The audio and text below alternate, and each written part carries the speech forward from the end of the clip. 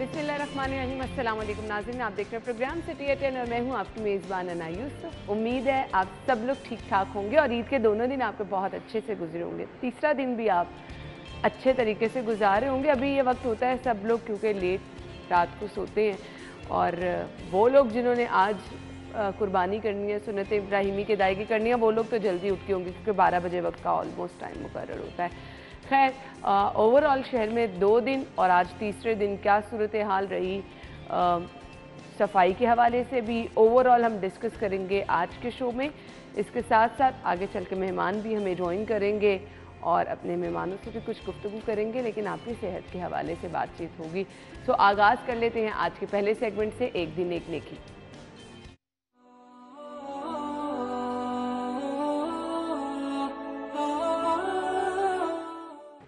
मुफ्ती अहमद साहब हमारे साथ मौजूद हैं। आज का पैगाम क्या है उन्हीं से जान लेते हैं।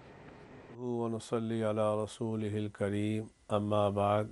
मेरे दोस्तों, बुज़ुर्गों, भाइयों, मेरी बहनों, आज का मेरा पैगाम ये है, अपनी ज़बान पे काबू रखना, अपनी ज़बान पे काबू रखना। हम सियासी जलसों में एक दूसरे को गाली भी देते हैं, इल्ज़ाम भी लगाते हैं, और मेरे भाइयों इससे इज्तनाब करो। क्या खूब एक मुहद्दिस ने लिखा है कि ये ज़बान क्या चीज़ है, जिर्मुहु सगीरुन व जुर्मुहु कबीरुन। इसकी जसामत तो बड़ी छोटी होती है लेकिन इसका जुर्म बहुत बड़ा होता है।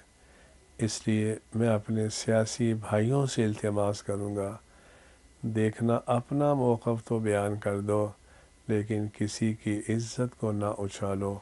अल्लाह मुझे भी आपको भी ज़बान पे काबू रखने की तौफ़ीक़ अता फ़रमाए। व आखिर दावाना अनिल हम्दुलिल्लाहि रब्बिल आलमीन। आमीन सुम आमीन। ये थी जी आज की अच्छी बात, आज का पैगाम।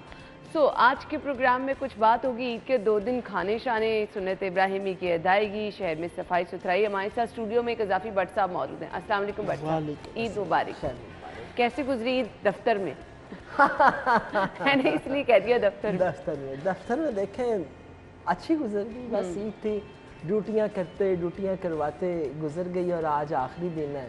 बल्कि आखिरी दिन क्या, ईद तो ऑलमोस्ट तकरीबन ख़त्म हो ही गई। हाँ। लेकिन बहरहाल शुक्र, लेकिन लाहौरियों ने भी और 2-3 दिन देखे खाने बनते हैं ईद पे, तो 2-3 दिन तो और ईद आप कसर नफ्सी से काम ले रही हैं। 2-3 दिन बल्कि ज़्यादा सही कह रही हैं। जिन लोगों ने कुर्बानी की है, अफसोस होता है समटाइम ये कहते हुए भी कि लोग कुर्बानी अल्लाह की राह में की जाती है ताकि लोगों को ज़्यादा से ज़्यादा जो मुस्तहिक लोग हैं उन्हें गोश्त पहुंचाया जाए, लेकिन बहुत कम लोग मैंने देखे हैं कि बहुत कम गोश्त जो है वो मुस्तहिक लोगों तक पहुंचाया जाता है। लोग ज़्यादातर गोश्त जो है वो स्टोर कर लेते हैं फ्रीज़र के अंदर सॉरी, और उसके बाद जो है फिर उसको रोज़ाना की बुनियाद पर मुख्तलिफ पकवान जो हैं वो उसके ऊपर जो है वो उसके लिए वो खाते हैं।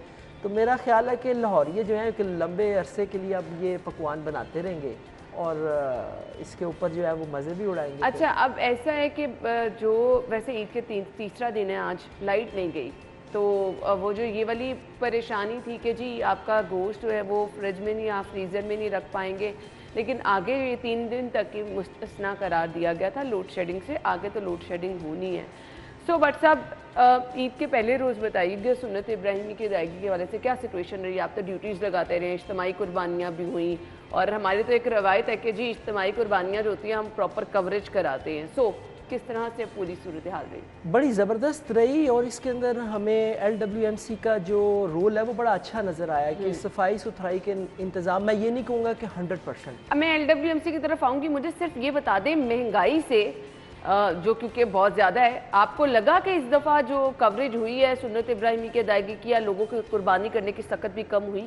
नहीं हुई। फ़र्क सिर्फ इतना ये पड़ा है कि लोग इस मरतबा इज्तिमाई कुर्बानी की तरफ ज़्यादा गए हैं। ये महंगाई का असर डेफिनेटली है, लेकिन अगर मैं ये कहूँ कि फ़र्क पड़ा है तो बिल्कुल नहीं, क्योंकि हमारी तो ऑलमोस्ट कोशिश ही होती है ना चैनल की कि हमने हर तरफ जो बड़ी कुर्बानियाँ हो रही हैं वो जाके हमने कवर करनी है।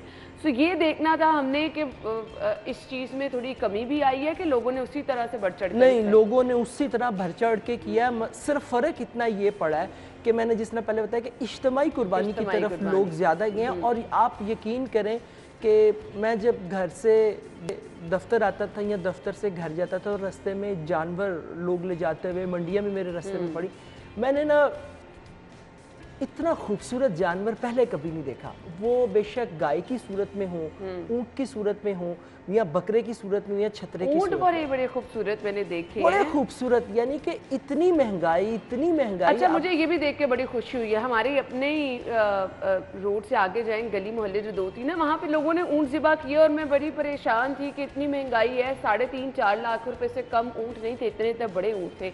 पर जिन लोगों ने अल्लाह की राह में खर्च करने, उन्होंने दिल खोल के खर्च करने, और लोगों ने किए भी हैं। बिल्कुल बिल्कुल। और मैं आपको बता रहा हूँ कि बड़ा दिल खुश हुआ इस बात के कि बावजूद लोगों के हाथ तंग हैं, लेकिन उन्होंने अल्लाह की राह में जो है वो कुर्बानी किया उसी तरीके से। और ये जिन लोगों की हम बात कर रहे हैं ना, ये बहुत ज़्यादा अमीर लोगों की हम बात नहीं कर रहे, बिल्कुल उन लोगों की बात करें मुतवस्सित तबके से जो ताल्लुक़ रखते हैं, मिडिल क्लास लोग हैं, हम उनकी बात कर रहे हैं कि उन्होंने भी जब ये स्टेप आया कि अल्लाह की राह में कुर्बानी करनी है, अल्लाह की राह में पैसे खर्च करने, तो फिर उन्होंने किए हैं, चाहे वो अपने दूसरे मामलात में थोड़ा सा तंग हो जाएं। ऐसे ही है भट्ट साहब? बिल्कुल ऐसे ही। और देखें ना, आपने अगर अल्लाह की राह में 1 रुपया खर्च किया तो उसका अजर अल्लाह पाक ने देना, बिलाशुबा 1 रुपए के बदले में वो पता नहीं कितना 1000 गुना अजर जो है वो ज्यादा देता है। तो इसी चीज को मद्देनजर रखते हुए लोगों ने कुर्बानी की और मुझे बड़ा मजा आया। मैंने आपको बताया, मैंने जो जानवर देखा मेरे मुंह से बेतहाशा, यानी कि उसको कह लें फिल बदी के माशाल्लाह अल्लाह पाक कुर्बानी कबूल अच्छा, फरमाए। मैंने कंपैरेटिवली एक चीज नोट की है कि इस दफा लोगों ने छोटे जानवर की कुर्बानी ज्यादा की है।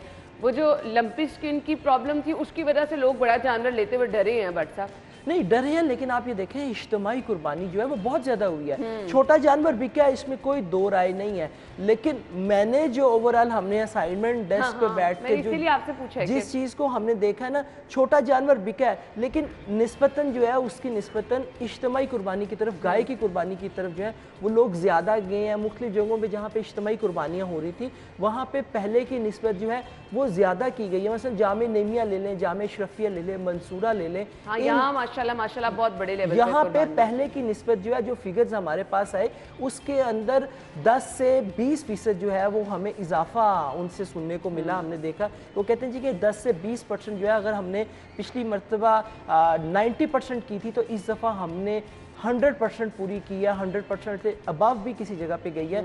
इज्तिमाई को देखिए महंगाई इतनी ज़्यादा, अब वहाँ पे ये है कि आप देखें ना, गाय के अंदर जो है आप हिस्से डाल सकते हैं, 7 हिस्से आपके मुख्तलिफ हो जाते, तो वो आपको 15-16 हज़ार रुपए के अंदर जो है एक हिस्सा, किसी जगह पे 13,000 रुपए भी आया, किसी जगह पे 16 भी आया, किसी पे 17 भी आया। ये बंदे के लिए अफोर्डेबल आसानी हो जाती है, आसानी हो जाती है। अच्छा जी, कसाबों को लोग ढूंढते रहे, कुछ कसाबों के नखरे और ये इस तरह की खबरें भी आप तक पहुंची कि किसी का कसाई नहीं आया, बेचारे इंतजार करते रहे। आप यकीन करें इस दफा ना वो धुरे नहीं है, धुरे होता तो उसके साथ हमने तो भाई प्लान कर लिया अगले साल जो है ना वो कसाब बन जाना है। इतनी कमाई, यानी कि 10,000 रुपए से नीचे जो है वो किसी ने 8,000 लिया गाय का। पहले दिन के वाकई ये रेट 8,000, 10,000, 12,000। और अच्छा, इसके अंदर सबसे दिलचस्प बात ही हर साल होता है ऐसे, लेकिन इस साल भी हमें ज्यादा देखने में आया कि जो मुर्गी सिवा करने वाले थे वो बेचारे गाय को काटने के लिए पहुंचे हुए थे, और उसके बाद वो अस्पतालों में हमें मिले हैं। देखे, जो बंदा मुर्गी काट रहा है वो आप जाके कोई एक्सपीरियंस नहीं है, आप गाय काटने के लिए जाएंगे तो गाय कैसे काट सकेंगे आप। कसाईयों ने जो है जी वो जी भर के कमाया, और मेरा ख्याल है कि उन्होंने आप ये कह लें कि 3-4 महीने के एडवांस पैसे जो उनसे है ना, वो इन आज तीसरे दिन भी चूँकि अभी हो रही है, 12 बजे तक का वक्त है, तो उन्होंने जी भर के कमाया, जी भर के कमाया। 12,000, 10,000 ये तो आम रूटीन रही है ना, आम रूटीन रही है। छोटे जानवर के भी पैसे, लेकिन चूंकि बड़े जानवर की ज़्यादा मांग रही है तो इसलिए वहाँ पे उन्होंने बड़ा अच्छा कमाया।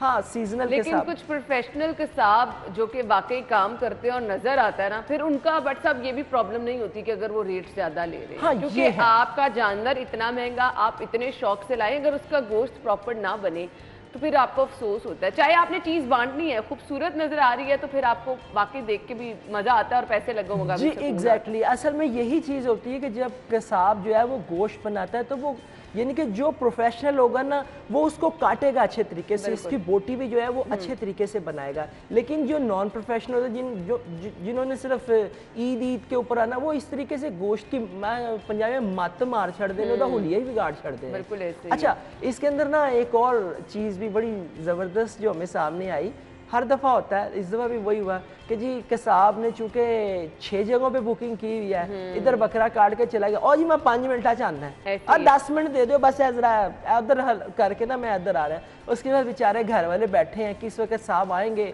आके जो है इस जानवर को बनाएंगे। मुश्किल रही ये है, बड़ा मुश्किल है, एक्चुअली मुश्किल रही है। ये बड़ी शिकायत मोहल्ले के आके जी बेल दे के पूछ रहे हैं कि आपका कसाब फारिग हो गया तो इसको हमारी तरफ भेजे, हमारा कसाब नहीं आया। ये वाकई बड़ी मुश्किल रही है कि एक घर में काटा, दूसरे घर में चले गए, दूसरे में काटा, तीसरे में चले गए, चौथे में जाके उस बेचारे को पकड़ा। ये एक लंबा प्रोसेस होता है। जानवर की कुर्बानी होने के बाद, गोश्त बनने के बाद असल काम बट सब तब शुरू होता है जब आपने सारे रिश्तेदारों में जाके गोश्त बांट के आना है, मोहल्ले में ये, और उसके बाद सफाई सुथराई।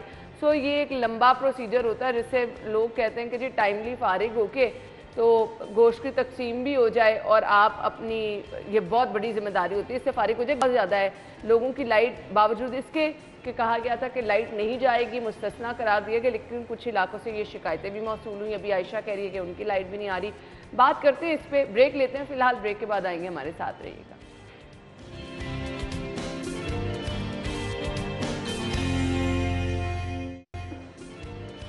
ब्रेक के बाद आपको एक बार फिर से खुश आमदीद कहेंगे। सो नाज़रीन, हमने डिस्कस कर लिया कि लोगों ने सुन्नत इब्राहिमी की अदायगी किस तरह से की, दिल खोल कर हिस्सा लिया, और फिर कुछ बात कर ली कि लोग जो कसाईयों से भी परेशान रहे। एक बड़ा मामला जो था, बड़ी रिस्पॉन्सिबिलिटी थी शहर को साफ़ सुथरा रखने की, एक बहुत बड़ा चैलेंज भी था, क्योंकि ये 3 दिन जो होते हैं ये आपके लिए बहुत ज़्यादा चैलेंजिंग होते हैं। इन 3 दिनों के बाद, आज शाम के बाद भी जब शहर में सारा क्लीनिंग का अमल होगा, क्योंकि घरों के बाहर खून, अभी जहाँ जहाँ कहीं, कल मैं रिश्तेदारों के घर गोश्त देने गई हूँ, मैंने तो सब गलियों मोहल्लों में ऐसे ही देखा है, इवन के पोश इलाकों में भी ये सूरत हाल थी।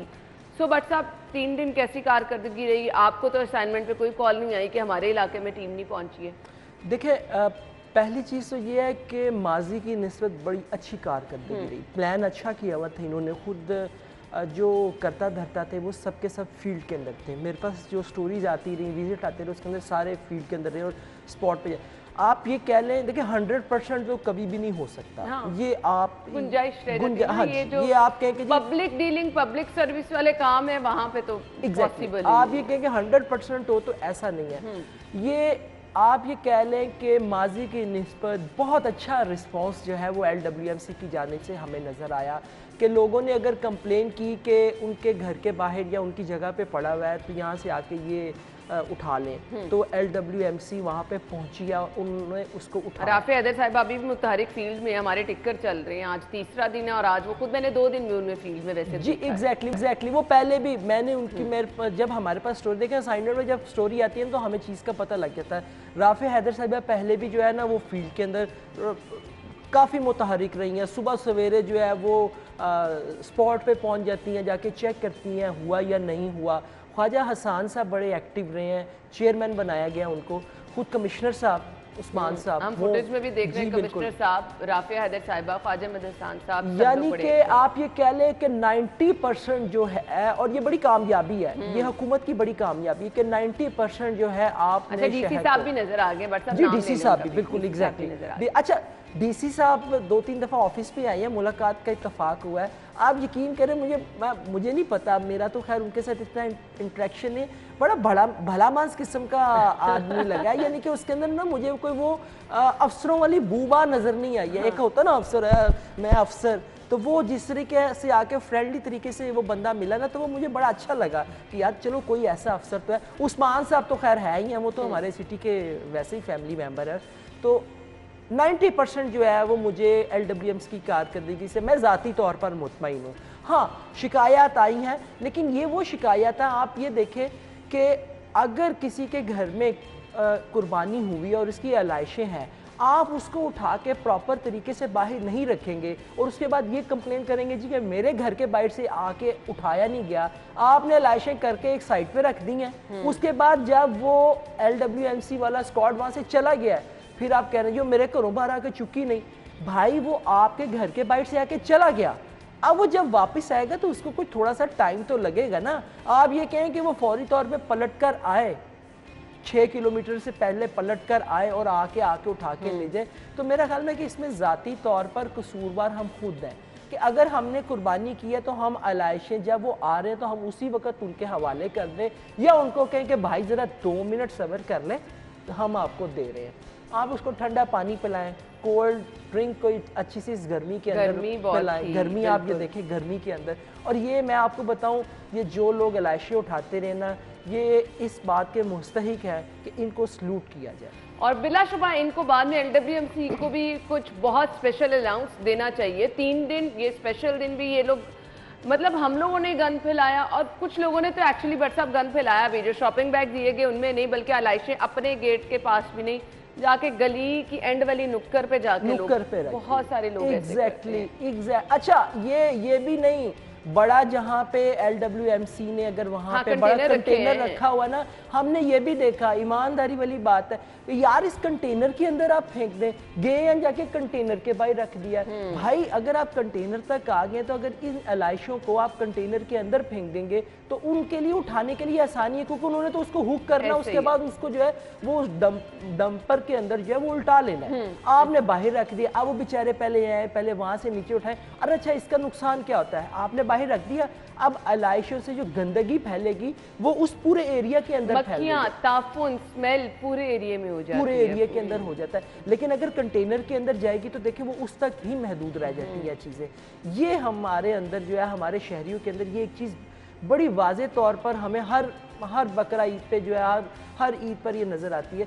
थोड़ा सा जिम्मेदारी का मुजाहरा जो है हमें करना चाहिए। ये नहीं है कि ठीक है, ये LWMC वाले आपके जो दिए हुए टैक्सीज हैं उनमें से इनको सैलरी मिलती है, लेकिन ये हमारी तरह इंसान है, गोश्त पोस्ट के इंसान है, इनको भी अच्छा बुरा स्मेल, इनके भी एहसास है। तो ये जो लोग काम करते हैं, वो आप वाली बात की हमारा फैलाया हुआ गंद उठाते हैं। तो मेरा ख्याल है कि हुकूमत को चाहिए, मैं हुकूमत से रिक्वेस्ट करूंगा हमजा साहब से कि इन LWMC वालों के लिए कोई स्पेशल अलाउंस डेफिनेटली दें। इन लोगों ने वाकई बहुत काम किया है और इनको रिस्पेक्ट देनी चाहिए। बिल्कुल ऐसे ही है। अच्छा जी भट्ट साहब, मुझे ये भी बताइएगा, सफाई का अमल तो अभी भी जारी है, राफिया हैदर साहिबा फील्ड में है, हमें पता चल रहा है कि सफाई शहर की हो रही है। अब वो लोग जो कि ये कह रहे हैं कि जी वॉशिंग वाला अमल जो है वो अब गली मोहल्लों तक तो ये पहुंचना मुश्किल नहीं है, आपने मेन शाहराहों पर ही ये काम करना होता है, वो अभी भी नहीं होगा जी जब तक मुकम्मल तौर पर ये आलाइशें ठिकाने लगाने वाला काम नहीं हो जाता, क्योंकि अभी भी लोग कुर्बानी का अमल जारी रखे हुए हैं। तो ये एक बड़ा चैलेंज नहीं है कि बाद में आपने पूरे शहर में सफाई सुथराई, क्योंकि राफिया हैदर साहिबा मुझे याद है ईद से कबल जब हमारे शो में आई थी तो उन्होंने कहा था बाद वाला अमल भी हमारे लिए बहुत चैलेंज होता है, क्योंकि जो पूरा वेस्ट इकट्ठा किया उसको ठिकाने लगाने का अमल बहुत बड़ा अमल है। ये भी आपके पास अलाइशें कितनी बड़ी तादाद में जमा हो जाती हैं, इटसेल्फ वो एक बड़ा चैलेंज बन जाता है कि आपने उनको कैसे ठिकाने लगाने। देखिए वो वाकई वो धुरे होता है तो वो बड़ी तफसील के साथ बताता है कि किस तरीके से इन अलाइशों को जो है वो जो स्टेशंस बनाए गए हैं जहाँ पे वो यानी कि पहले एक लेयर बनाते हैं, उसके अंदर इन अलाइशों को डालते हैं, फिर उसके ऊपर मिट्टी डालते हैं, फिर उसके ऊपर दूसरी तीसरी लेयर बनाते हैं, यानी कि वो एक बड़ा मुश्किल काम है। असल चीज़ जो शहर के अंदर सफाई वाली है वाकई वो एक चैलेंजिंग है। देखिए सड़क के ऊपर, मेन सड़कों के ऊपर तो आप सफाई कर सकते हैं, वहाँ पे आप क्लीनिंग का अमल बड़े आराम से। अब गली मोहल्लों के अंदर ये ज़रा थोड़ा सा मुश्किल हो जाता है। इसके अंदर मैं ज़ाती तौर पर मैं ये समझता हूँ कि इसके अंदर अगर शहरी ताउन करें ना, देखें अगर आपके घर के बाहर, आपकी गली के अंदर खून जमा हुआ है या जो कुछ है, आप उसको सर्फ के साथ आप 4-5 घर मिलकर जो है अपनी मदद आपके तहत आप उसको बड़े आराम से साफ कर सकते हैं। उसके अंदर आपको LWMC को बुलाने की जरूरत नहीं है, वो बेचारे वहां पे पहुंच भी नहीं सकेंगे। देखें इतना बड़ा लाहौर शहर है, वो किस किस गली के अंदर जाएंगे, इतनी अफरादी कुव्वत नहीं है LWMC के पास कि वो हर गली के अंदर पहुंच पाए, हर मोहल्ले के अंदर वो पहुंच पाए और वहाँ पे ये क्लीनिंग का अमल कर सके। मेरा ज़ाती ख्याल है कि इसके अंदर शहरियों को थोड़ी सी जिम्मेदारी का एहसास करें, और अगर ये क्लीनिंग का अमल वो उसी वक्त कर लेते कि जिस वक्त इन्होंने कुर्बानी की थी, तो मेरा ख्याल है कि ये मामला ना होते। अच्छा, इसका एक नुकसान और भी होता है, खून जम जाता है, फिर आप जब उसको यानी कि उसको अच्छी तरीके से रब करके निकालते हैं तो वो फिर आपके मेन होल्स की मेन पाइपों के अंदर जाके फंस जाता है। हाँ, आपको ये फिर इसका सबसे बड़ा प्रॉब्लम। अच्छा, एक बड़ी अच्छी चीज़ ये रही, अच्छी चीज़ तो नहीं मैं कहूँगी क्योंकि गर्मी की शिद्दत भी रही, लेकिन क्योंकि मुझे लगता है कि सभी लोग कुर्बानी कर रहे होते हैं, गोश्त बांटना भी होता है, बारिश ना होना कुछ LWMC की भी फेवर में चला गया, और मुझे लगता है कि जो गोश्त बांटने का अमल है ये भी कहीं ना कहीं मुतासिर हो जाता है। सो कुछ प्रिडिक्शंस थी बारिश की। ईद के पहले दिन तो बहुत ज़्यादा कहा गया था कि जी बारिशें होनी है और पूरा दिन रहनी है, बारिश नहीं हुई। थोड़ी सी LWMC को भी सफाई में आसानी रही और शहरियों ने भी अपने काम जल्दी जल्दी निपटा लिए। देखें, मैं इसके ऊपर तो वैसे तो मेरा हमेशा से यही रहा है कि जब महकमा मौसमियात ये कहे ना कि जी बारिश होएगी तो ओदी गल तो यकीन ना करना, बारिश बुरिश कोई नहीं होनी चाहिए। मैं फैक्ट बता रहा हूँ। लेकिन ना परसों आमिर रजा साहब ने, हाजी साहब ने बड़ी अच्छी बात की। इसने कहा यार मौसम को कुछ ना कहा करें। मैंने कहा जी क्यों? मैंने कहा जी मैं मौसम को तो कुछ कह ही नहीं रहा, मैं तो कह रहा हूँ मेट डिपार्टमेंट की बात। कहता नहीं, देखिए बुनियादी तौर पर ये कुदरत के हाथ में है। बिल्कुल आपने ये सही कुदरत कहा। ने जो है कुदरत को देखिए। अच्छा, यहाँ आके मुझे बट साहब आई एम सॉरी बड़ी स्ट्रॉन्ग फीलिंग आती है कि हम जितनी मर्जी प्रेडिक्शन कर लें, उस जात ने जिस चीज़ को अपने हाथ में रखा है ना, बस उसका पर्दा इधर उधर नहीं हो सकता। आप प्रेडिक्शंस कर लें, आपके सारे जदीद आलात, आपके सारे जदीद माइंडसेट सब एक साइड पर चले जाते हैं जब उसकी ज़ात की मर्जी आती है। एग्जैक्टली देखें, मैं अपना ये बाजू उसकी मर्जी के बगैर नहीं उठा सकता। बेशक। ये उसकी मर्जी है कि ये बाजू चलेगा, मेरी जुबान चलेगी, मेरे जिस्म के अंदर जो ताकत है वो उसकी मर्जी के ताबे है। तो मुझे उनकी बात बड़ी अच्छी लगी। उन्होंने कहा मौसम को कुछ नहीं कहना, ये कुदरत के काम है। लेकिन जहाँ देखें हम अपनी तरफ से समझ रहे होते हैं कि बारिश होगी तो मौसम बड़ा अच्छा हो जाएगा, हमें गर्मी कम लगेगी, लेकिन ये उस ज़ात पाक को पता है कि अगर मैंने बारिश बरसाई तो यानी कि देखिए हर चीज़ तो उसने तय की हुई है ना कि मुश्किल भी हो सकती है। हमें तो नहीं पता कि अगर बारिश होगी तो मुश्किल क्या आ जाएगी, लेकिन उस ज़ात को पता है। गर्मी अगरचे वाकई आप यकीन करें बड़ी गर्मी रही। मैं तो घर से गाड़ी में निकला, मैं कहा यार फटाफट दफ्तर पहुंचे, एसी तो लग गया है ना, एसी च बैठांगे।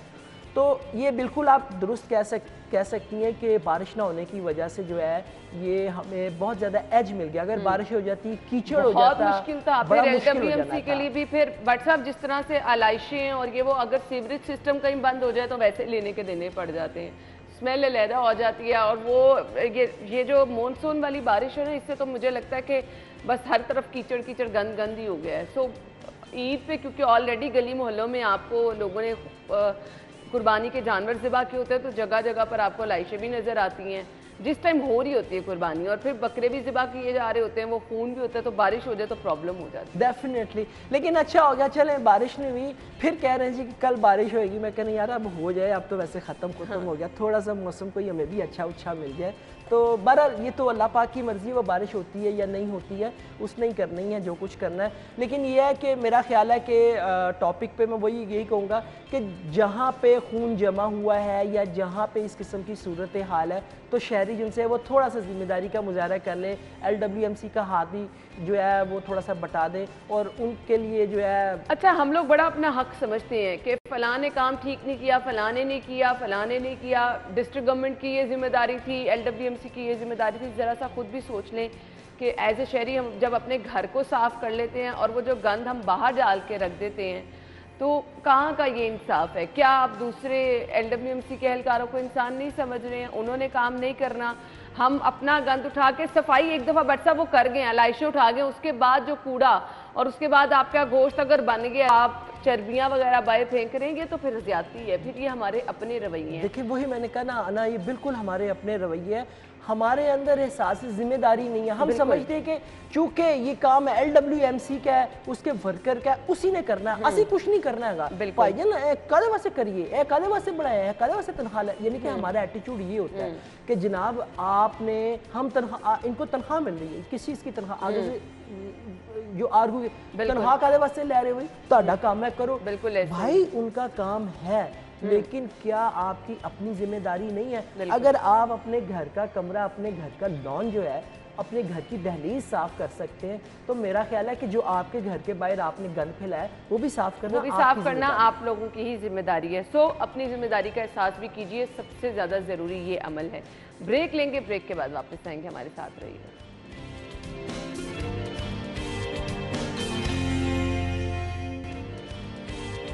Welcome back. सो नाज़रीन, हमने जहां LWMC की कारकर्दगी की बात की, राफिया हैदर साहिबा अभी भी फील्ड में मौजूद हैं, टेलीफोन लाइन पे हमें वो ज्वाइन कर चुकी हैं। सो उन्हें खुशामदीद अपने शो में कहेंगे। अस्सलाम वालेकुम राफिया हैदर साहिबा, ईद मुबारक। वालेकुम सलाम जी, खैर मुबारक। बहुत बहुत शुक्रिया आपके वक्त के लिए। तीनों दिन आप हमें, आज तीसरा दिन भी है, फील्ड में नजर आ रही हैं। मुझे बताइएगा ओवरऑल शहर में सफाई की सूरत हाल पहले 2 दिन क्या रही, आज क्या है, कितना बड़ा चैलेंज था LWMC के लिए शहर की सफाई सुथराई? जी अल्हम्दुलिल्लाह, अभी तक हमने अराउंड कुछ 47,000 टन के करीब चांद रात से मजमूई तौर पर अगर हम देखें तो हमने वेस्ट कलेक्शन की है। और हमारा जो 11,000 की वर्क फोर्स है वो 24 घंटे ऑपरेट करती रही है on a daily basis. 3 shifts में हम लोग ऑपरेट करते रहे हैं और इस दफ़ा बहुत अच्छा हमें सिटीजन रिस्पॉन्स भी साथ साथ आए हैं। बहुत लोगों ने कोऑपरेट किया है। जो हमने यूसी कैंप्स 280 के करीब लगाए थे उनके थ्रू वेस्ट बैग्स की तहसील भी साथ साथ जारी रही है और उसका यूजेज भी नज़र आता रहा है। तो हमें ओवरऑल जो है बहुत पॉजिटिव रिस्पॉन्स इस दफ़ा मिला है। ओवरऑल वर्किंग में हमारी 110 कलेक्शन पॉइंट्स जो हैं वो फुली ऑपरेशनल रहे हैं और हम हर रोज़ ईद से ये मगरिब के वक्त तक इसको ज़ीरो आउट भी डेली बेसिस पे करते रहे हैं शहर को। इस वक्त भी हमारा ऑपरेशन ऑन गोइंग है और आज के दिन हम पूरा कवरेज करेंगे ताकि जो वेस्ट डिस्पोजल साइट्स हैं वो भी प्रॉपरली सॉइल कवर के साथ हम फाइनली क्लोज आउट करें। सही। अब ये बताइएगा, ये 3 दिन तो ऑब्वियसली सफाई सुथराई का अमल शहर में रहेगा, उसके बाद क्लीनिंग का अमल और उसके बाद ये जो सारा वेस्ट इकट्ठा हुआ है इसको कैसे ठिकाने लगाया जाएगा? जी हमारी ये 5 वेस्ट डिस्पोजल साइट्स हैं, एक्स्ट्रा हम बनाते हैं ईद के लिए, जो कि सिटी के डिफरेंट एरियाज में मौजूद हैं। उनके अंदर ये साथ साथ डंपिंग करके हम लेयरिंग करते जाते हैं। डेली बेसिस पे ये कवर आउट हो रहा होता है और फाइनल एक लेयरिंग सॉइल कवर की होती है। साथ ही साथ हमने वॉशिंग एक्टिविटी भी कल से स्टार्ट ऑफ की हुई है कि जहाँ जहाँ पे चीज़ें कंप्लीट हो गई हैं वहाँ पे हम प्रॉपरली वॉश आउट करके उसको फिर क्लियर अप भी कर रहे हैं। मेन रोड्स हैं हमारी, कुर्बान गाहें हैं, इसी तरह सारी जगहों पे जहाँ जहाँ ब्लड की कंजेशन हो जाती है उसको भी हम वॉश आउट कर रहे हैं। सही। राफिया हैदर साहब, ये कहिएगा, ये 3 दिन आपके वर्कर्स की ड्यूटी रहेगी या आगे चौथे या 5वें दिन भी ईद के? ऑल्दो ईद तो 3 दिन की है, लेकिन ये क्योंकि सफाई का अमल है तो ये 3 दिन में कंप्लीट होना मुश्किल है और चौथे दिन से दोबारा मार्केटें, बाजार सब कुछ ओपन हो जाएगा। सो ये अमल तब भी जारी रहेगा?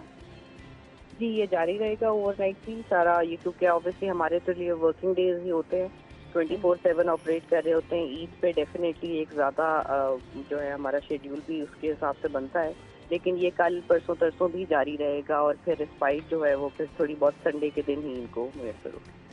ठीक है, thank you so much Rafia Haider साहिबा हमारे साथ ही। बिलाशुबा LWMC की कारकर्दगी जो है वो तसल्ली बख्शनी बल्कि बहुत अच्छी रही, क्योंकि मुख्तलिफ इलाकों से लोगों ने यही बताया और ख़ुद भी हम जहाँ कहीं गए कम अज़ कम आलाइशें पड़ी कहीं नज़र नहीं आई, कूड़ा पड़ा हुआ कहीं नज़र नहीं आया। जो थोड़ी बहुत हमने डिस्कस की कि लोगों के रवैये हैं कि एक जगह से आलाइशें ले गए, दोबारा लोग घरों से बाहर निकलते हैं और गंद बाहर फैला देते हैं। अब टीम को वहाँ तक आते थोड़ा बहुत टाइम तो दोबारा से लग जाता है।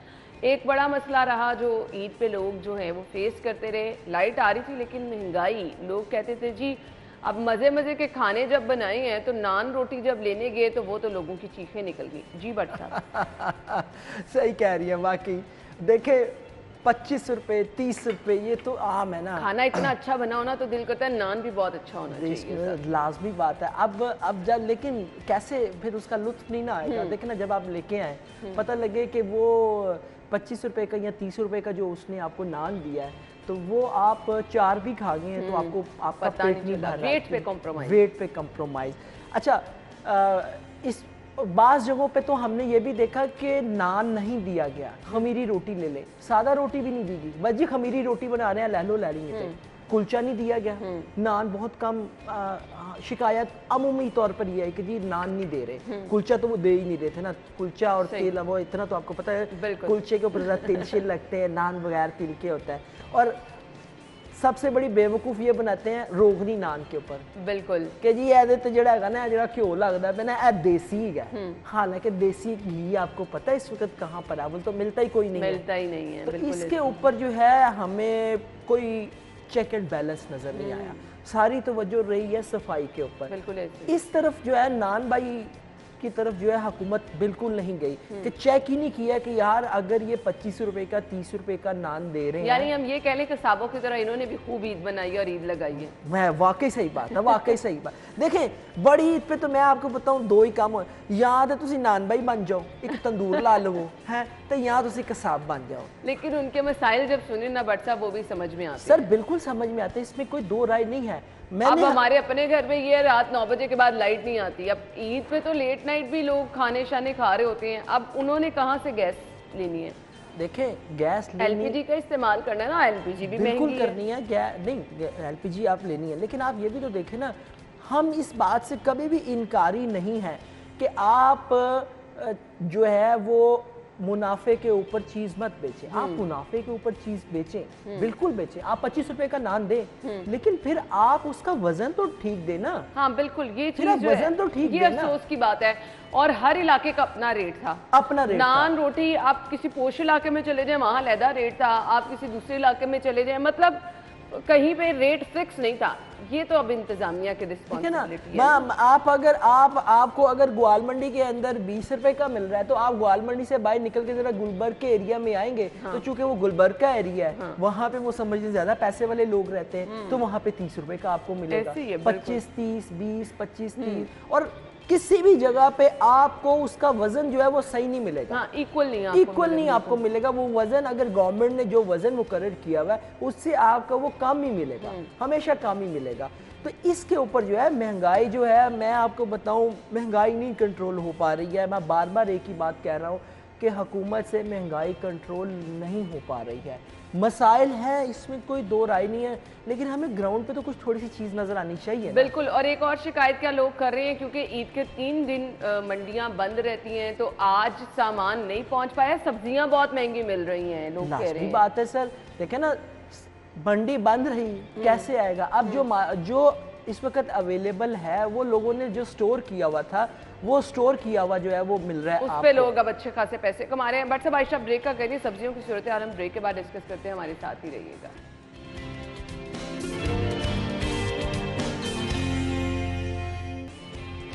Welcome back. तो बात हो रही थी जी महंगी सब्जियों की। ऑलरेडी सब्जियों की कीमतें बहुत ज़्यादा हैं, और उसके बाद जब 2 दिन लोग गए ही नहीं हैं दुकानों मंडियों पर, तो अब जो बची कुची सब्जियां बल्कि उन्होंने तो स्टोर कर ली होती है अच्छी खासी, वो महंगी मिल रही हैं, लोग ये शिकायत कर रहे हैं। बट साहब देखिए लाजमी बात है महंगी मिलेंगी। अब आपने जो गोश्त के पकवान बनाने हैं, खाली गोश्त आप कितना भी खा लेंगे, खाली वैसे तो लौरियाँ हैं, लौरियों का जो आपको पता ही है कि गोश्त उन्होंने खाना ही खाना है, गोश्त है। अब सब्जियां इसलिए नहीं मिलेंगी कि मंडियां बंद हैं। अब जो स्टोर की हुई सब्जियां, तो लोगों ने इसके ऊपर थोड़ा बहुत तो कमाई करनी, थोड़ी बहुत तो मैं खैर वैसे कसरत नफसी से काम ले रहा हूँ, बहुत ज़्यादा कमाई करनी है, ऐसे ही है। और चीज़ें वही महंगी आपको बहुत ज़्यादा बेतहाशा मिल रही हैं कि जो गोश्त के अंदर इस्तेमाल होनी, मसलन प्याज, टमाटर, धनिया, सब्ज मिर्च, ये वो चीज़ें हैं कि जिसने जो गोश्त आप बना लें या आप कोई और चीज़ बना लें, उसके अंदर ये चीज़ें इंग्रेडिएंट्स जो हैं ये इस्तेमाल होने ही होने हैं। अब मेरी स्क्रीन पे नज़र पड़ गया, बट साहब बारिश हो रही है भाई। मैंने वही देखा, मैंने आपसे पूछा नहीं है केड़े इलाके की बारिश हो रही है, सारे पता लग गया ना। अब आज उस तरह से स्ट्रांगली प्रेडिक्शन भी नहीं थी, तो आज बारिश हो रही है। मैंने प्रोग्राम के स्टार्ट में कहा कि इसके 2 दिन बारिश के बगैर गुजर गए, आज तीसरा दिन है, तो आज हमें पता चल रहा है। देखिए जी इधर बैठ के, बल्कि यार जो लोग सुन रहे हैं वो भी कोई दुआ करें, दुआ करो जिस दिन मेरी छुट्टी हो उस दिन बारिश हो, मैं भी कोई बारिश एंजॉय कर रहा हूं, कोई साड़ी भी अल्लाह मियां सुन ले। मेरी हसरत ही रहेगी कि जिस दिन मेरी छुट्टी हो ना उस दिन बारिश हो। मैं वो इसलिए मैं महंगाई की तरफ आता हूँ। आप यकीन करें कि हमें अपने बचपन का ज़माना याद आ जाता है कि बारिश जब होती थी ना, हम इन्हीं सड़कों के ऊपर, जिन सड़कों के ऊपर अब हम नहीं भाग सकते, हम इस बारिश के अंदर नहा नहीं सकते, इसी गंदे पानी के अंदर जो है हम भागते भी थे, नहाते भी थे, एक दूसरे के ऊपर पानी भी फेंकते थे। तो अब तो खैर वो ज़माना ही नहीं रहा, तो वो इंजॉय किए हुए ना एक लंबा अरसा गुजर गया, तो वो एक ख्वाब सा महसूस होता है। बिल्कुल ऐसे। आगे चल के ये सूरत हाल आपसे डिस्कस कर लेंगे। वापस आ जाते हैं, सब्जियां महंगी हैं, लोग खरीद नहीं पा रहे हैं, कहाँ है ये प्राइस कंट्रोल मजिस्ट्रेट? ये ईद मनाने गए होते हैं, बट सारी ईद मना रहे हैं। आप देखें ना, किसी ने गाय किया है, किसी ने हिस्सा डाला है, कोई बकरा काट रहा है, कोई अब गोश्त खाने में मसरूफ आपको होगा। तो छुट्टी नहीं होती है ईद पे, हम लोग भी ईद पे काम करते रहे, आज भी हमें छुट्टी नहीं है, इनको कौन छुट्टी दे देगा? सरकारी, ये सरकारी बाबू है, सरकारी बाबू जो है ना वो निकाल लेते हैं। हर कोई राफा हैदर, कैप्टन उस्मान, ख्वाजा अहमद हसान नहीं होता कि जो अपनी जिम्मेदारी ये को बड़ी महसूस बात आपने करते, कही है, ये वाकई आपने बड़ी बात। जो जिम्मेदारी को महसूस करके फील्ड के अंदर रहे, हर कोई इस तरह नहीं होता। ये तो सरकारी बाबू जो है ना, इनको तो अल्लाह छुट्टी दवे को बहाना दवे और छुट्टी करें। तो इस वजह से आप ये तवक्को ना रखा करें प्राइस कंट्रोल कमेटियों से कि प्राइस कंट्रोल कमेटियों के जो मजिस्ट्रेट है, ये जो इन दिनों में सरकारी निज़ाम अभी कोई नहीं निकालता बट साहब। सर सब कुछ निकला होता है, सब कुछ होता है। तो मैं बता रहा हूँ ना, चेक एंड बैलेंस कोई नहीं है ना। देखिए ईद बना रहे हैं, वो बड़ा ज़रूरी काम कर रहे हैं। उन्होंने जो गोश्त काटा हुआ है उसके कबाब बना के खाने हैं, कोई मुख्तलिफ किस्म के घर में पकवान बन रहे होंगे, तो आप उनको क्यों इस गर्मी के अंदर फील्ड के अंदर ला के जो है वो सरकारी नरखनामे के ऊपर जो है वो अमल दरामद करवाना चाहते हैं? उनकी जाए भाड़, आवाम जाए भाड़ के अंदर।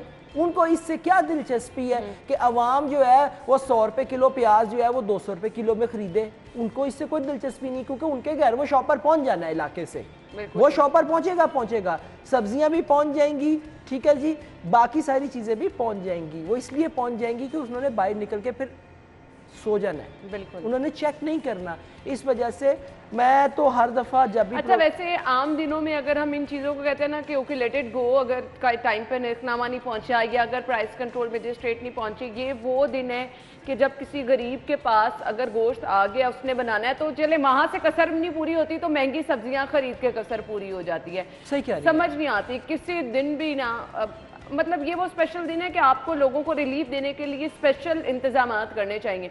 यहाँ पे काम बिल्कुल ही उल्टा है कि कुछ भी नहीं होता। बिल्कुल सही कह रही हैं, बिल्कुल सही कह रही हैं कि ऐसा ही है कि उल्टी गंगा बह रही है कि आपने यानी कि जिन दिनों के अंदर या थोड़ा सा रिलीफ उस बंदे को कि जिस घर के अंदर कभी गोश्त नहीं गया, उसके घर में गोश्त पहुंच गया और उसने अपने बच्चों को बना के खिलाना है, तो वो अगर उसके अंदर जो ये इंग्रेडिएंट्स है वो किसी तरीके से लेने भी जाएगा तो उसकी जो उसके पैसे जो है उस तरफ से बच रहे थे वो इस तरफ में खर्च हो जाएंगे। तो ये बड़ा एक मसला है कि इस तरफ ना कोई भी गवर्नमेंट मैंने नहीं देखा कि प्राइस कंट्रोल कमेटियों को किसी ने बड़ी संजीदगी के साथ लिया हो। मैं समझने से कासिर हूँ कि आखिर क्यों। आई विश इनको भी कोई पूछने वाला हो जाए, इनके यहाँ भी कोई सजा जजा का निजाम हो जाए और इनसे भी कोई जवाबदेही करने वाला हो जाए। कम से कम आवाम की खून आ जाएगा। ऑलरेडी बहुत ज़्यादा महंगाई है और उस पर इस तरह से कि जिसकी मन मर्जी जहाँ पर जो रेट चल रहा है, चाहे वो नान रोटी है चाहे वो सब्जियां हैं, इनसे कोई पूछने वाला नहीं है। Thank you so much Bhatt साहब, बहुत बहुत शुक्रिया। नाज़रीन, हम चलेंगे एक ब्रेक की तरफ, हेडलाइंस होंगी फिर शो में आके।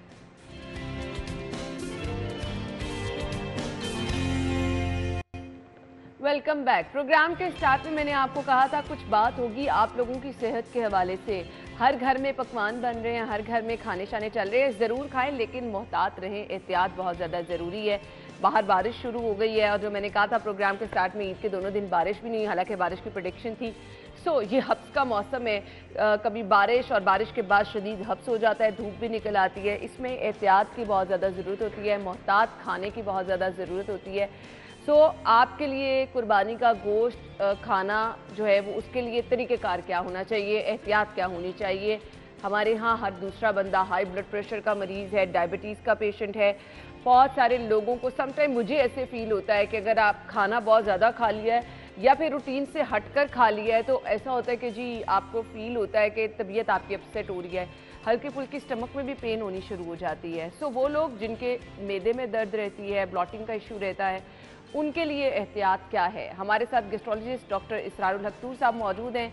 अपने मेहमान को खुशामदीद कहेंगे। अस्सलाम वालेकुम डॉक्टर। वालेकुम, क्या हाल चले आप?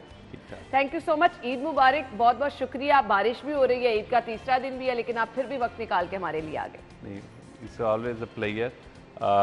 सबसे पहले सारे क्रू को देखने वालों को ईद मुबारक। खैर मुबारक। और ईद एक स्पेशल इक्वेशन है, तो इसके हिसाब से हेल्थ एसेट्स भी स्पेशल हैं, तो उनसे बात करते हैं। बिल्कुल ऐसे ही है जी।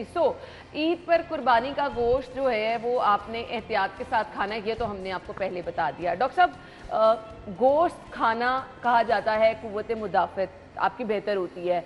आप गोश्त खाएंगे और फिर अब आपको कुर्बानी के मौके पर तो अच्छा खासा घरों में लोग स्टोर कर लेते हैं, एहतियात नहीं करते। इम्यूनिटी बढ़ाने के लिए आप ज़्यादा से ज़्यादा गोश्त खा लें तो आपकी सेहत अच्छी रहेगी। बिल्कुल ठीक कह रही हैं आप। प्रोटीन्स बेसिकली इसका मेजर कंपोनेंट है, जो गोश्त जिसकी हम बात कर रहे हैं ईद कुर्बान के हवाले से।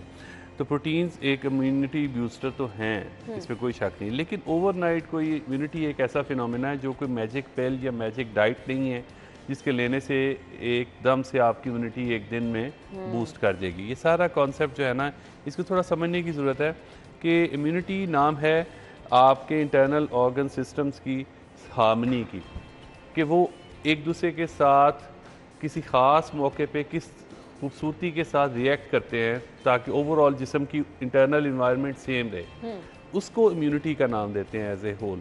तो इम्यूनिटी में हमारा प्रोटीन इनटेक एक फैक्टर है और ओवरनाइट एक मील हाई प्रोटीन लेने से उसमें कोई फ़र्क नहीं पड़ना। यानी हम ये 3-4 दिन अगर बैक टू बैक गोश्त खा रहे हैं तो वो हमारे लिए किसी ये तरह कोई से बूस्टर नहीं है जी। ठीक है। इम्यूनिटी है balance diet over a long period of time, उसमें प्रिडोमिनेटली अगर आप प्रोटीन डाइट ले रहे हैं और काफ़ी अरसे तक ले रहे हैं तो definitely it's a good component. लेकिन उसके साथ साथ सोने जागने का मामूल, उसके साथ आपका जो स्ट्रेस लेवल है इंटरनल बॉडी के फंक्शनैलिटी के लिए बड़ा ज़रूरी है कि वो लोअर रहे। आपके इंटरपर्सनल रिलेशंस जो हैं माशरे में, जो आपके काम पे दूसरे लोगों के साथ ताल्लुकात हैं, फैमिली में ताल्लुकात हैं, ये सारे सोने जागने के मामूल से लेके खाने पीने के औकात तक और एक्सरसाइज, फिज़िकल एक्टिविटी और सबसे बढ़ के कनात अपने आप में जो मुतमईन होने की जो फीलिंग है, ये सारी चीज़ें मिल के एक इंटरनल इन्वायरमेंट क्रिएट करती है जिसको इम्यूनिटी का नाम देते हैं। उसमें कुछ माइक्रो न्यूट्रिएंट्स हैं, जिस तरह जिंक का रोल है, जिसमें प्रोटीन्स का रोल है, जिसमें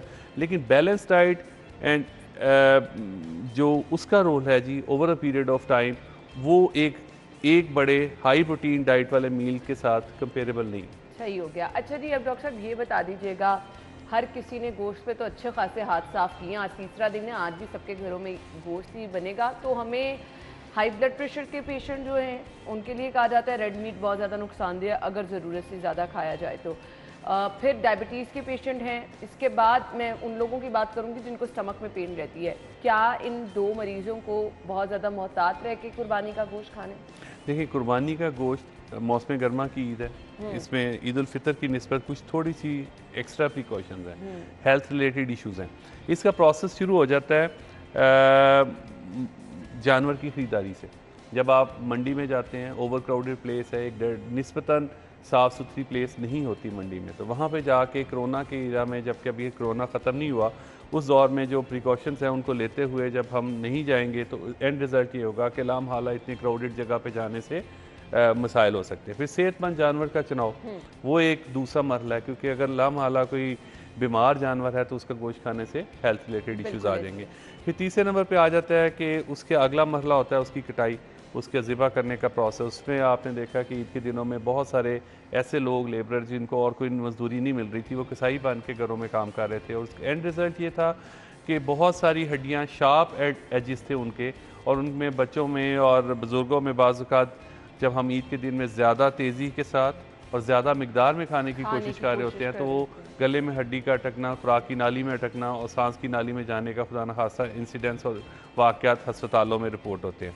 उसके बाद जो आपने बात की कि कुछ ऐसी क्रॉनिक डिजीज़ हैं, ये तो है अभी तक का प्रोसेस जो किसी के लिए भी है। फिर क्रॉनिक डिजीज़ के लोग जो हैं ब्लड प्रेशर के, दिल के, गुर्दों के और इसके अलावा यूरिक एसिड के पेशेंट्स, उनके लिए हाई प्रोटीन डाइट और ख़ास तौर पर रेड मीट जो है वो उसके ख़ास हेल्थ हैज़र्ड्स हैं। अब आप देखें कि किसी भी सेगमेंट का, हमारे पाकिस्तानी सेगमेंट को अगर 100 बंदों को आप उठाएं पाकिस्तानियों को, उसमें से 20 लोग तो हाइपरटेंशन के, ब्लड प्रेशर के मरीज़ हैं, 25 के करीब शुगर के पेशेंट्स हैं, उनमें से बहुत सारे लोग दिल के भी मसाइल का शिकार हैं, फिर यूरिक एसिड, फिर कई लोगों को एक से ज़्यादा मसाइल है, एक से किसी को ब्लड प्रेशर भी है, शुगर भी है और साथ में यूरिक एसिड भी है। तो ये कहने का मकसद ये है कि अगर ये लोग ईद कुर्बान, ज़ाहिर है ईद सबकी है, सबकी है, अगर आप ये सोचें कि उनको हम आइसोलेट कर दें और उनको एक ऐसी दुनिया में ले जाएं जिसमें उन्हें खुशी गमी का और त्योहारों का असरात नहीं है, तो ये गलत बात है। हर घर में ब्लड प्रेशर के, शुगर के और इस तरह के बेशुमार मरीज़ हैं, इवन नौजवान, बुजुर्ग तो नहीं मैं कहूँगा, इवन जवान लोगों को भी ये मसाइल है। तो उसमें से अगर उनको आइसोलेट कर देंगे तो उनको हेल्थ हैज़र्ड्स नहीं बताएंगे या वो अवेयरनेस नहीं हासिल करेंगे, तो फिर ईद की खुशियाँ जो हैं, और याद रखें ईद उल अज़हा के साथ फूड का एक लिंक है, और फेस्टिविटी मजहबी फ्रीज़ा तो है, लेकिन ये एक फूड फेस्टिवल के तौर पे भी है और एक सोशलाइजिंग का हमारा जो ट्रेडिशनल तरीका है कि हम किसी के यहाँ जाते हैं तो चाय पे जाते हैं और किसी को बुलाते हैं तो खाने पे बुलाते हैं, तो इसलिए वैसे नहीं मिलने जाते हैं हम। तो इसलिए खाना ईद और ईद कुर्बान ख़ास तौर पे हाई प्रोटीन के लिहाज से इन मरीज़ों के लिए, क्योंकि अब उनको आप ये कह दें कि आपको ब्लड प्रेशर का मर्ज़ है, आपने कुछ खाना नहीं है, तो आप उस फंक्शन में ही ना जाएं, तो ये मुनासिब नहीं है। तो कुछ एहतियातें करके, कुछ बुनियादी एहतियातों पे अमल करके, ये बहुत क्वांटिटी मैनेज करके, क्वांटिटी मैनेज करके उसमें देखें और उसका उसके बाद आप प्रोसेस। अपनी मेडिसिन टाइमली लें। मैं यही कहना चाह रहा था कि अगर कोई दिल का पेशेंट है तो अगर सबसे पहले तो अपनी दवाइयाँ ना भूलें। नंबर 1, दिल के पेशेंट्स को इन दिनों में दवाइयों की ख़ास तौर पे ज़रूरत है, या ब्लड प्रेशर या शुगर के, तो अपनी डोज ना मिस करें। अपनी एक्सरसाइज का मामूल ज़रूर उसको अमल नहीं करते तो ज़रूर करें फालतू, क्योंकि ये थोड़ी सी चहलकदमी बहुत सारे मसाइल का हल है। तीसरे नंबर पे ये है कि चर्बी गोश्त से अलहदा करने का जो प्रोसेस है, एक तो कसाई साहब ने करना है, उनको जल्दी भी होती है, तो अगला मरला ये होता है कि घर में जो खाने की तैयारी के मराहल हैं उसके दौरान एक्स्ट्रा चर्बी जिस हद तक अलहदा हो सके वो करें। और स्टीम जो मीट है उसका कंपैरेटिवली लेस डेंजरस है उन लोगों के लिए जो गुर्दों के मरीज़ हैं, जो ब्लड प्रेशर के मरीज़ हैं, जो हम खाने पे ऑयल भी तो इतना ज़्यादा डाल के बनाते हैं, क्योंकि दिल के मरीज़ों के लिए बेसिक 2 कंपोनेंट्स ख़राब हैं, एक चिकनाई और दूसरा नमक। बिल्कुल। और चिकनाई को हम जिस हद तक भी साफ़ कर सकें, उसमें देखें टाइप ऑफ मीट भी अहम है। आप देखें कि जो ऊँट का गोश्त है या गाय का गोश्त है, उसकी लेयर्स के दरमियान चर्बी होती है, उसको साफ़ करना बहुत मुश्किल है और उसके साथ पकाने के प्रोसेस में वो शामिल लामहाला होनी है। लेकिन उसमें जो बकरे का गोश्त है उसमें कंपैरेटिवली सफाई चर्बी के साथ अगर कर ली जाए तो काफ़ी हद तक हम चर्बी से इज्तनाब कर सकते हैं। फिर खाने की तैयारी के दौरान जो एक्स्ट्रा हम चर्बी डाल रहे होते हैं या फैट्स डाल रहे होते हैं घी और ऑयल की सूरत में, तो उसको कम से कम रखें, या उसके मुतबादल स्टीम है या कोई ऐसा पकवान है जिसमें कम घी डलता है वो चूज़ करें। इसके साथ उसको पोर्शन कंट्रोल करते हुए पहले सैलेड से, सब्जियों से, फलों से शुरू करते हुए अपने प्लेटर को इस तरह से बैलेंस करें कि मीट की बारी या गोश्त की बारी आखिर में आए, तो उससे बहुत सारा फिलर इफ़ेक्ट हम हासिल कर चुके होंगे सलाद से, सब्जियों से और फलों से। लेकिन डॉक्टर साहब लोग इस बात पे अमल नहीं करने वाले, आजकल तो सिर्फ गोश्त ही गोश्त है। अच्छा जी, नॉर्मली भी हमने हार्ट के पेशेंट्स की बात करी, हाई ब्लड प्रेशर की भी, और वो लोग जो कि डायबिटीज़ का शिकार हैं, इसके साथ साथ बड़े तंदुरुस्त नौजवान लोग जिन्होंने खाना खाया और खाना खाने के बाद पेट में दर्द की शिकायत बहुत ज़्यादा आम रही, उसकी क्या वजह बनती है? ब्रेक का कहा जा रहा है, ब्रेक के बाद आके डॉक्टर साहब से पूछने, हमारे साथ ही रहिएगा।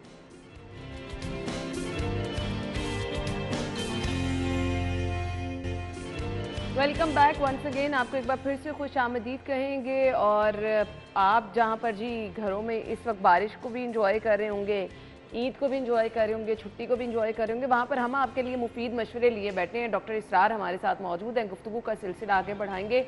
बहुत सारे लोग अस्पतालों में पहुँचे, मेयो हॉस्पिटल में, सर्विसेज में, क्योंकि हमारे रिपोर्टर्स की पहले ईद के 2 दिन ड्यूटी होती है, तो पता हमें ये चला पेट दर्द के बहुत सारे मरीज़ आए। क्यों?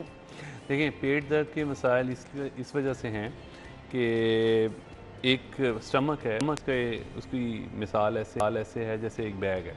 अगर आप ज़रूरत से ज़्यादा भर लेंगे उसको किसी भी चीज़ से, पानी से चाहे खाने से, तो उसमें डिस्टेंशन होगी और उसके साथ ब्लोटिंग होगी पेट में।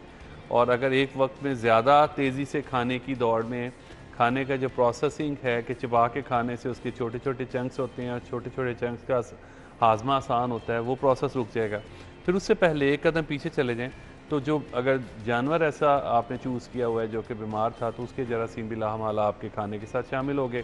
फिर जल्दी बाज़ ये भी होती है कि मोहतरम कसाई साहब देर से आते हैं और खाने के मेहमान जो हैं या आपके मेहमान जो हैं वो आने वाले होते हैं, तो आप उतना प्रॉपरली वेल कुक्ड खाना नहीं बना पाते ईद वाले दिन, इसलिए कि जल्दी होती है, कुछ प्रोसेस प्रेशर्स होते हैं। तो उस अनकुक्ड फूड की वजह से पेट में दर्द के मसाइल बढ़ जाते हैं। तो ओवर ईटिंग, अनकुक्ड फूड, फिर उसके बढ़ के हमारे जो एक स्पेशल सिचुएशन है जिसमें हमारे पास कंटेमिनेटेड वाटर बहुत ज़्यादा है। सही तो आपने अगर कहा। उसके साथ पीने वाला पानी या अगर कोई मशरूब पी लिया साथ ऐसा जो कि बाजारी बर्फ़ के साथ ठंडा किया गया या उसमें डाली गई है, तो एंड रिज़ल्ट ये होगा कि वो बर्फ़ का जो सिलसिला है या ब्लॉक है वो अगर गंदे पानी से बना हुआ है तो लामहला आपके पेट में वो गंदा पानी चला गया। सही। तो गंदा पानी, गंदी ग़िज़ा, ओवर ईटिंग, अनकुक्ड फूड, ये ईद की स्पेशल हैं जी मसाइल, जिसकी वजह से पेट में दर्द, गैस्ट्रो, वॉमिटिंग और ब्लोटिंग, इस तरह के डॉक्टर साहब, ये हब्स का मौसम भी इसके लिए जी, प्रॉब्लम हब्स का करता है? मौसम, गर्मियों का मौसम, इसमें जरासीम की अफसाइश बढ़ जाती है। बढ़ जाती है। इस मौसम में मल्टीप्लिकेशन जर्म्स की बाड़ी होती है, ख़ास तौर पे अगर आपने स्टोर्ड फूड लिया है, मतलब सुबह पकाया, दोपहर को इस्तेमाल नहीं हुआ तो आपने रात को इस्तेमाल करने की कोशिश की, उस दौरान आपने उसको प्रॉपर फ्रीज़ नहीं किया और प्रॉपर आपने उसको आम फ्रिज के फल वाले खाने में रख दिया, फ्रीज़र में नहीं रखा और उसको जब दोबारा इस्तेमाल के लिए किया तो अच्छी तरह से रीहीट नहीं किया, बॉयलिंग के लेवल पे ले जाके गर्म नहीं किया, माइक्रोवेव में थोड़ा सा चक्कर लगा मैं के इस तरफ ही आने वाली थी, आपकी बात से मुझे याद आ गया, हम तो आदी हैं माइक्रोवेव की, तो ये खाना जो हम बहुत फ्रीज हुआ हुआ एकदम माइक्रोवेव में गर्म करने लगा देते हैं। उसका बेहतर तरीका ये है कि उसको वो आपने पूरी तरह से बॉइलिंग लेवल पे लेके जाना है, चाहे ठीक है। माइक्रोवेव में करें चाहे आप ठीक है। चूल्हे पे करें। ठीक है,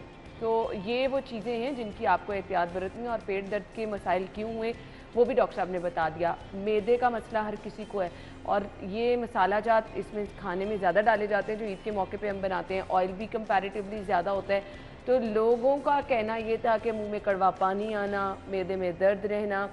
सो इस तरह के लोगों को क्या बिल्कुल भी कुर्बानी का गोश्त नहीं खाना नहीं, या बिल्कुल। फिर मसाला जात कम रखनी?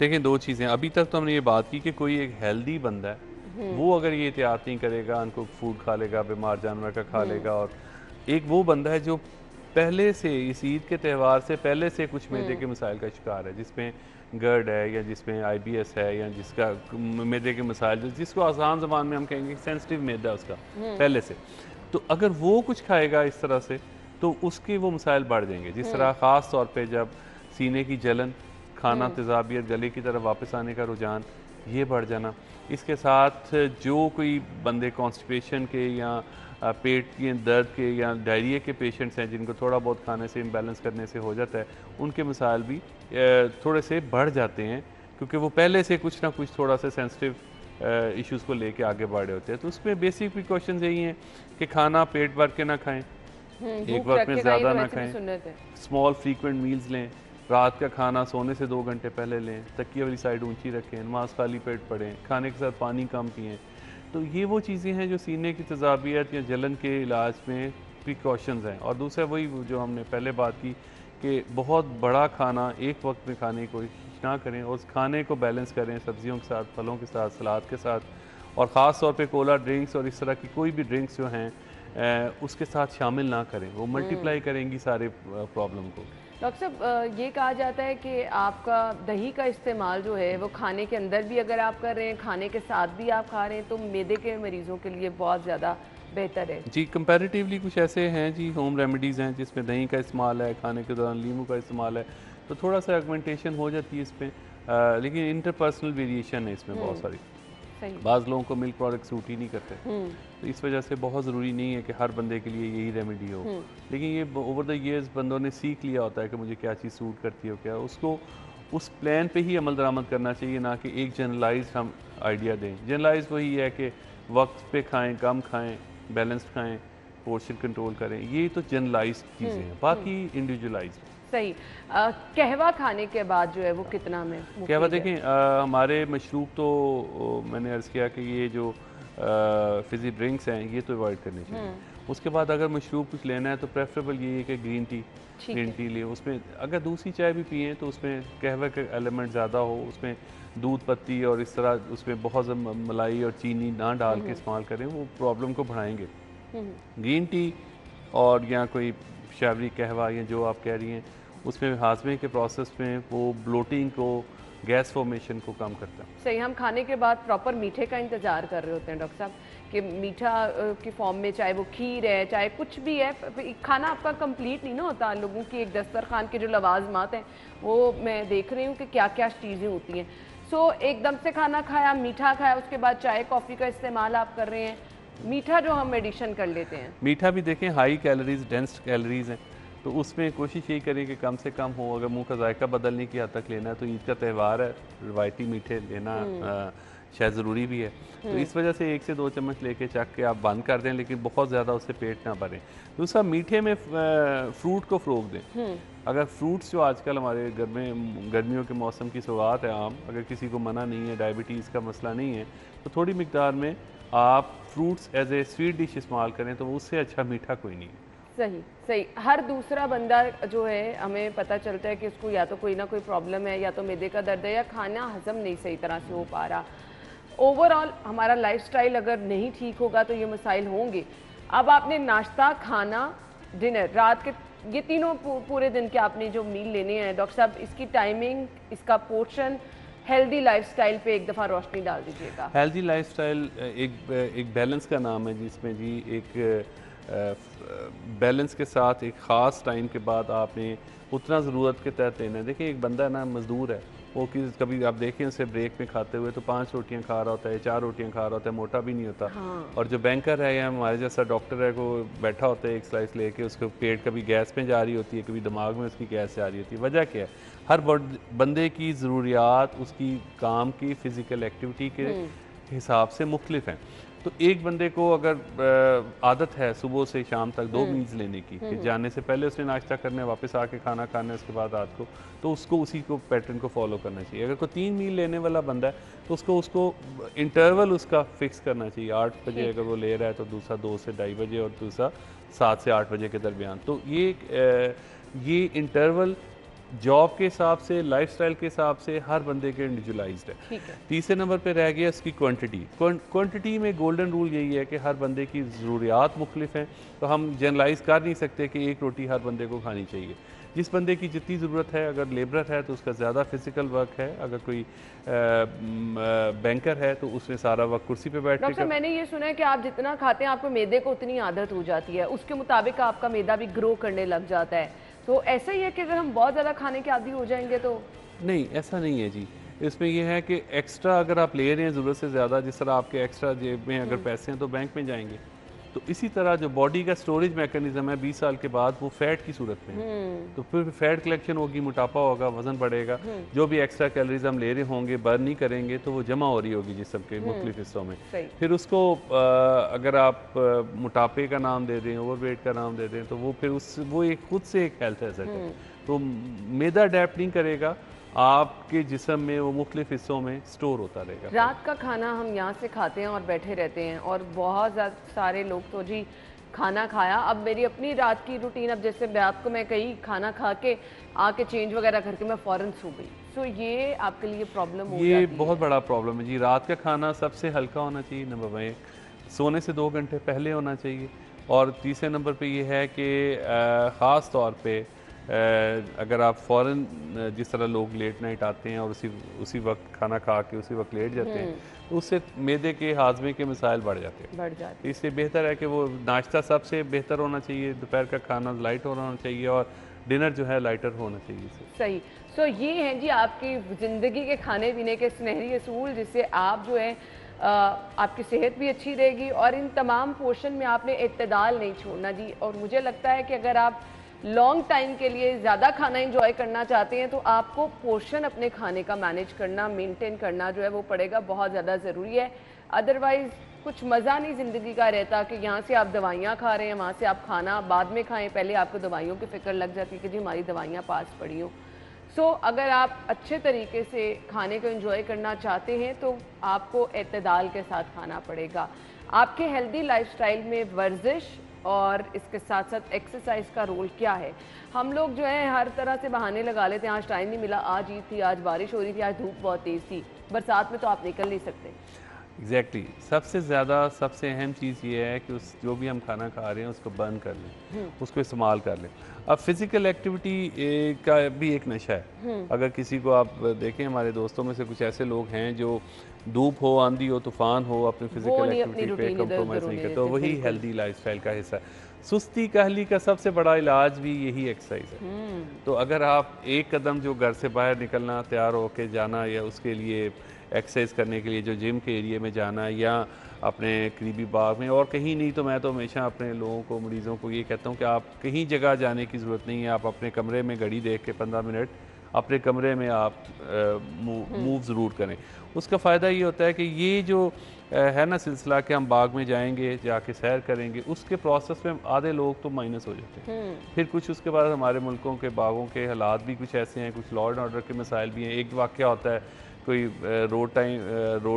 रोड साइड कोई स्नैचिंग या खुदा न खास्ता कोई किसी भी मुल्क में किसी भी जगह पे हो सकता है, लेकिन उस बंदे के लिए इतना डीमोरलाइजिंग होता है कि उसका वो जो अच्छा एस्पेक्ट होता है जो वॉक करने का, वो सबसे पहले वो छोड़ता है कि ये तो कहने का मकसद ये है कि आपने इस तरह के ख्यालात को अपनी दिमागी ताकत से कंट्रोल करना है और एक्सरसाइज को मिट नहीं करना। ये कौम आज की ये है कि ईद हो, त्यौहार हो, खुशी हो, खुदा न खास्ता गमी हो, किसी भी मौके पे अपनी फिजिकल एक्टिविटी को कंप्रोमाइज़ नहीं करना। बिल्कुल आपने सही कहा। एक मैसेज क्या होगा लाहौरियों के? ईद कुर्बान खुशी का मौका है, फेस्टिवल है, ज़रूर खाएँ, एहतियात के साथ, इतदाल के साथ खाएँ, ताकि ईद के दिनों में हॉस्पिटल्स के, डॉक्टरों के इस प्रोसेस से आप बच सकें और खुशियों के साथ अपने घर वालों के साथ वक्त गुजारें, ना कि हॉस्पिटल्स में। बहुत ही खूबसूरत message. Thank you so much doctor साहब, बहुत बहुत शुक्रिया आपके वक्त के लिए। नाज़रीन ब्रेक लेंगे, ब्रेक के बाद वापस आएंगे।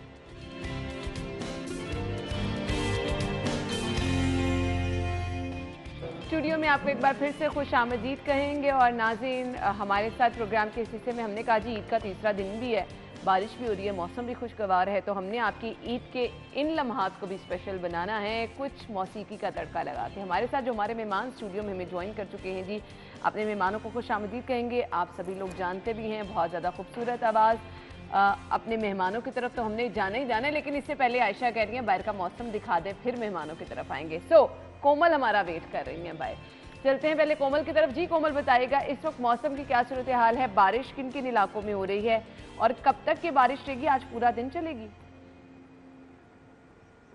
जी बिल्कुल अना, शहर लाहौर के मौसम के हवाले से बात करूं तो शहर लाहौर के मुख्तलिफ इलाके जैसे कि चुंगी अमर सिद्धू है, टाउनशिप है, यहाँ पर बादल जो है वह जम के बरसे हैं, जबकि मुख्तलिफ इलाके जैसे कि अभी मैं PHA में मौजूद हूँ, यहाँ पर बादल बिल्कुल भी नहीं बरसे। सूरज ने किरणें दिखाई हुई हैं जिसकी वजह से हब्स जो है वो मज़ीद शिद्दत इख्तियार कर गई है, क्योंकि ये मौसम बरसात है, ऑन एंड ऑफ बारिशों का ये सिलसिला बरकरार रहने वाला है, जिसकी वजह से ऐसे इलाके जहाँ पर बारिश नहीं बरस रही वहाँ पर जो है वो मौसम मज़ीद सख्ती दिखाएगा और हब्स और गर्मी जो है वो मज़ीद शिद्दत इख्तियार कर रही है। ईद का तीसरा रोज़ भी है, शहरियों ने जो है वो अपने मुख्तलिफ फैमिलीज़ के हमरा जो है वो अपने मुख्तलिफ ख़ानदानों के घर भी जाना है और अपने कुछ दोस्त अहबाब की तरफ भी जाना है, ताकि ईद का जो तीसरा रोज़ है वो मज़ीद अच्छा और बेहतरीन गुजार सके। लेकिन जो मौसम की सख्ती है वो तो कुछ और ही कह रही है, जबकि वो इलाके जहाँ पर बारिश है वहाँ पर मौसम कुछ बेहतर है, लेकिन जो बाकी इलाके हैं वहाँ पर गर्मी उसी तरह बरकरार है। और मौजूदा दर्जा हरारत के हवाले से बात करूँ तो इस वक्त दर्जा हरारत 36 डिग्री सेंटीग्रेड रिकॉर्ड किया जा रहा है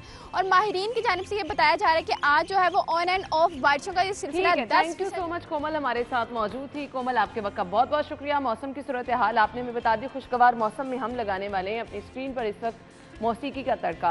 रुहेल वक्कास गुलकार हमारे साथ मौजूद हैं और केविन गिटारिस्ट मौजूद हैं। अपने मेहमानों को वेलकम कहेंगे शो में। अस्सलाम वालेकुम। वालेकुम सलाम। क्या हाल चाल है आप? अल्लाह का शुक्र। आप? Thank you so much. Eid मुबारक। बहुत बहुत शुक्रिया। ईद के स्पेशल दिन आप लाहौरियों की ईद को स्पेशल बनाने के लिए हमारे साथ मौजूद हैं। कैसी रही ईद? बहुत अच्छी गुजरी। एक तो अल्लाह पाक ने मौसम इतना प्यारा बना दिया था, ये स्पेशल हम लोगों के लिए गिफ्ट था, क्योंकि गर्मी बहुत ज़्यादा थी। तो इसमें यह है कि फिर जब मौसम ठंडा के लोग कुर्बानी का गोश्त अच्छे तरीके से खा लेंगे। हाँ जी जी बिल्कुल ऐसा ही है जी। ईद आपकी जो है वो स्पेशल हो जाती है जब मौसम खुशगवार हो जाए। रुहेल के बारे में हम अक्सर सवालात तो करते रहते हैं, इनके सिंगिंग स्किल्स के बारे में भी, कहाँ से इन्होंने सीखा। केविन आप मुझे बताइएगा, आप बहुत खूबसूरत गिटार अभी बजा रहे थे, हम प्रोग्राम में जब स्टार्ट करने लगे। कितनी देर हो गई है, कहाँ से ट्रेनिंग ली? जो लोग शौक़ रखते हैं, सीखना चाहते हैं, कैसे सीख सकते हैं?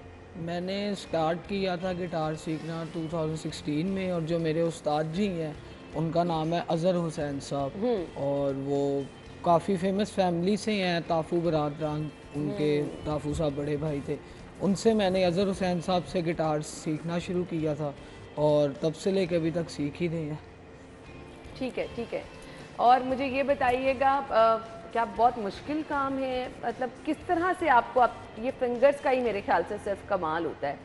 हाँ जी, मुश्किल भी है, अगर सीखा जाए तो मुश्किल नहीं भी है, अगर ना सीखा जाए तो बहुत मुश्किल है। ये आपके शौक पे ये मेरे ख्याल से शौक डिपेंड पे करता है। अगर डिपेंड आपको करता है। शौक है तो आप कुछ भी कर सकते हैं। महज सिर्फ शौक नहीं, इसके लिए एक जुनून चाहिए सीखने के लिए। हाँ, अगर वो यानी हो शौक तो से आगे वाला स्टेप जो होता है वो आपको चाहिए। सो हम आते हैं जी वकास की तरफ। पहले कुछ थोड़ा सा गाना कोई सुन लें, लेकिन वो हमने सुनना है जो कि वकास को भी बहुत पसंद हो और आपको फीडबैक लोग देते हो कि जी ये वाला गाना तो आप बहुत ज़बरदस्त गाते हैं। हाँ जी, ये सॉन्ग मैं रात ही परफॉर्म कर रहा था अपना लिमिलियर कैफ़े पे। वहाँ पे फैमिलीज़ काफ़ी आई थी, वो बार बार ये फरमाइश कर रहे थे कि ये वाला सॉन्ग सुनाओ, शिफाउल्लाह रफरी साहब का है, इंज लगदा है चन्न माइया नवे सज्जन बना लेने। जी ज़रूर। तो ये आपको सुना। वाह, बहुत ज़बरदस्त, बहुत ज़बरदस्त। अच्छा मुझे बताइएगा कुछ फ्यूचर प्लान्स क्या हैं? अभी तो आप सिंगिंग कर रहे हैं, माशाल्लाह बहुत अच्छा गा रहे हैं, आगे जाके क्या करना चाह रहे हैं? Thank you. फ्यूचर प्लान तो ये कि अभी अल्हम्दुलिल्लाह अपने सॉन्ग भी आ चुके हैं, मूवी में भी सॉन्ग आ रहा है मेरा, और इंशाल्लाह बहुत जल्द मेरा सॉन्ग OST में भी आ रहा है। अच्छा, ग्रेट। तो प्लान्स तो आपको पता है बहुत आगे के हैं, तो मैं इंशाल्लाह अल्लाह पाक इस चीज़ को करने वाला होता है, तो मेहनत कर रहा हूँ। बस आपका शौक हो, आप मेहनत करें, रास्ते बनते चले जाते हैं। खुद कौन से सिंगर का गाना सुनना पसंद है जो आप कहें कि अच्छा मैं नहीं गा रहा तो मुझे मेरी पसंदीदा आवाज़ ही है? आतिफ असलम को तो आतिफ असलम का कोई गाना सुना दे हमें फिर। ज़बरदस्त, बहुत ही खूबसूरत, बहुत ही खूबसूरत। और लाहौरियों की ईद बाकी स्पेशल बन चुकी होगी, जितना ज़बरदस्त और जितना खूबसूरत गाना हमें रोहेल ने सुनाया। सो अब जो हमने नेक्स्ट गाना सुना है वो आपका अपना सॉन्ग है, और मुझे बताइएगा किसने लिखा, कैसे उसकी प्रिपरेशन की, और कुछ चेंज आप लेकर आए हैं उसमें? हाँ, नो ये तो है हमारे बहुत ही लेजेंड है मैडम नूर जहाँ, ये उनका सॉन्ग है सानू नहर वाले पुल ते बुला के।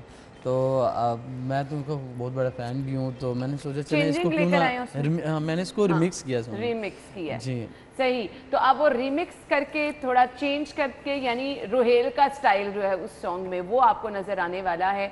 सो मैं रोहेल से कहूँगी कि ये हैंडी माइक पड़ा है, आप लेके यहाँ पर आ जाएं, तो हम कुछ स्पेशल तरीके से जो है वो गाना सुनेंगे। थैंक यू सो मच, आपका भी बहुत बहुत शुक्रिया केविन, आप भी वक्त निकाल के हमारे पास आए। और जाते जाते अपने मेहमानों से हम शुक्रिया तो इनका करेंगे, गुड लक भी रोहेल आपको कहेंगे, केविन आपका भी शुक्रिया, गुड लक।